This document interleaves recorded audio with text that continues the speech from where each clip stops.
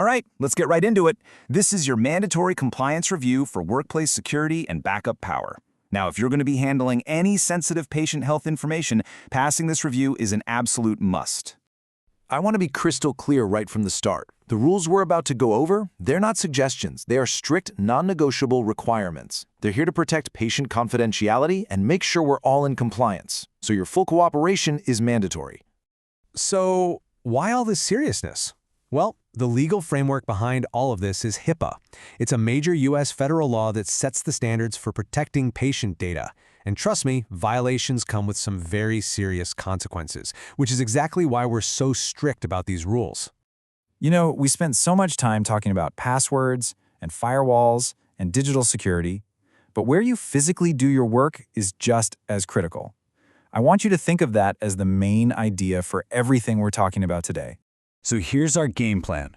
We're going to cover why your workspace is so important, go through the critical requirements you have to meet, talk about the photo verification step, cover the mandatory backup power rule, look at common mistakes to avoid, and then wrap up with your final review. So, let's kick things off with the big question. Why? Why does this matter so much? Because your physical environment, well, it's the very first line of defense in protecting data. It's where patient trust really begins. I want you to remember these three words: secure, private, and dedicated. Secure means it protects against anyone unauthorized getting in. Private means it protects against somebody accidentally seeing something they shouldn't. And dedicated means you're not mixing your personal life with your professional work, which, believe me, is a huge source of risk. Okay, now for the details. These are the non-negotiable, must-follow rules for every single person working remotely. There are no exceptions here, so let's make sure we've got these down pat. First up, the things you must do. Your desk setup is absolutely critical. Your back has to be against a solid wall or a closed door. This is all about minimizing the risk of someone walking by and glancing at your screen. And, as we said, this has to be a dedicated professional space, not a corner of the family room. Now for the don'ts. And honestly, this is where a lot of people slip up. There can be absolutely no windows directly behind you. Why? Because someone outside could potentially see your screen. You can't work in shared spaces like living rooms or kitchens. And it should go without saying, but public places like coffee shops, completely forbidden. I get it. You might be thinking, wow, why is this so incredibly strict? I mean, what's the big deal if my desk faces a window in my own house? Well, here's why.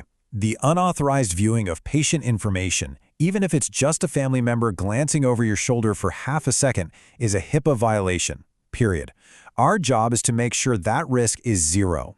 And you know, it's not just about what people can see. It's also about what they can hear. If you're on a call discussing patient information, no one else should be able to overhear that conversation.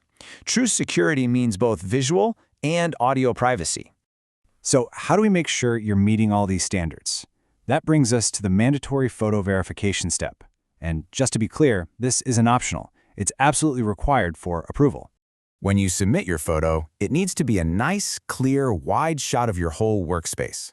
We have to be able to see your desk, your chair, and the area directly behind you.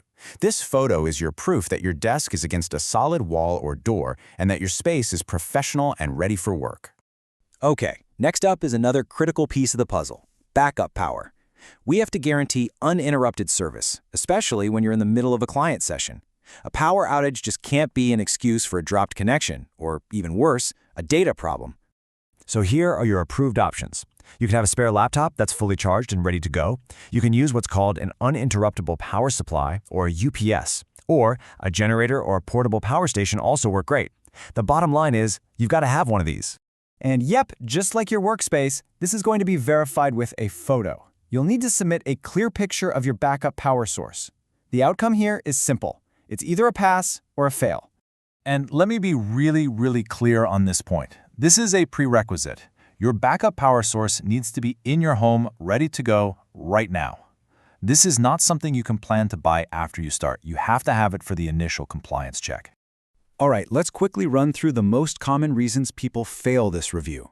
Think of this as your cheat sheet for what not to do, so you can get approved without any delays.